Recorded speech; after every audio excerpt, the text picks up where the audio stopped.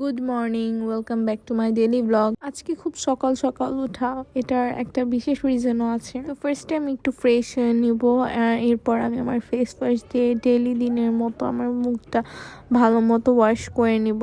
হাতে কিছু কাজ ছিল, তাই এর জন্য সময় নিয়ে তাড়াতাড়ি উঠে সেগুলো ঝটপট করে শেষ করে নিব। আমরা সবাই মিলে ফ্রেন্ডরা ওয়ান ডিশ পার্টি করব, তো আমার ভাগে পড়েছিল নুডলস মেক করা।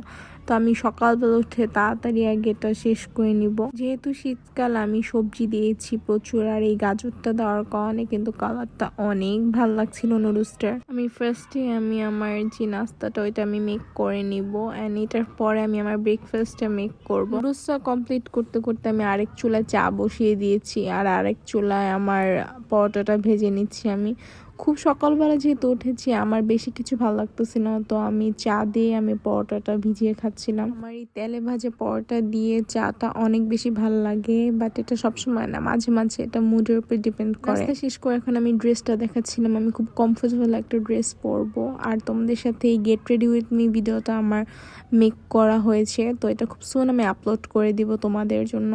তো here is my final look. এরপর আমরা আমার ফ্রেন্ডদের বাসায় চলে যাবো, যেখানে আমরা সবাই একসাথে এই পার্টিটা করবো। এখানে সবাই এসে পড়ছিল, তো আমি ঘুরে ঘুরে সবার ভিডিও নিচ্ছিলাম, আর এখানে আমি আমাকে একটু দেখাচ্ছিলাম ভিডিওতে আমি কিরকম লাগছে আমাকে। আজকে একটু বেশি সেজে ফেলছে, but I am always gorgeous, you know. যাই হোক, তো আমি সবাই ভিডিও নিচ্ছিলাম। এখানে আরো কিছু ফ্রেন্ডরা ছিল যারা আসতে এখনো লেট করতেছিল, তো ওদের জন্য আমরা সবাই ওয়েট করতেছিলাম। সবাই আসার পর আমরা সবাই মিলে একটা গ্রুপ একটা ভিডিও করব, তো সেটার জন্য সবাই একদম লাইনে দাঁড়ায় আমরা কিভাবে করব ভিডিওটা সেটাই দেখতেছিলাম, আর সবাইকে বলতেছিলাম তোরা এভাবে কর। তো এর মধ্যে আমার ফ্রেন্ডকে বলছে আমাদেরকে সবাইকে একটা ভিডিও করে দেখেন ওরা কিভাবে ও আমার ভিডিওটা করছে। আমার ফ্রেন্ডের বাসার রুমটা থেকে এত সুন্দর রোদ আসতেছিল, আর এটা হচ্ছে সেই ভিডিওটা যেটা আমরা সবাই মিলে মেক করেছি, আর তোমরা দেখেছো নিশ্চয়ই এই ভিডিওটা।